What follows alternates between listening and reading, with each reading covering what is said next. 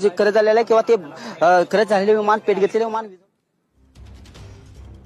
अजित पवारांसह 6 जणांचा या विमान अपघातात मृत्यू झाल्याची माहिती समोर आली आहे. उपमुख्यमंत्री अजित पवारांसह 6 जणांचा मृत्यू या भीषण विमान अपघातात झालेला आहे.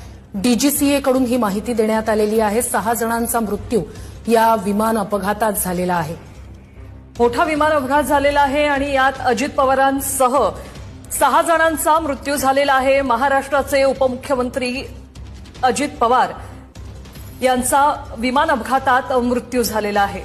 बारामतीत लँडिंग दरम्यान भीषण अपघात झाला. ते विमान कोसळलं, त्यानंतर या विमानानं पेट घेतलेला होता आणि यातच अजित पवारांसह 6 जणांचा मृत्यू झाल्याची माहिती डीजीसीए कडून देण्यात आली आहे. अत्यंत धक्कादायक. सकाळी सभेसाठी म्हणून अजित पवार निघालेले होते. मुंबईहून ज्या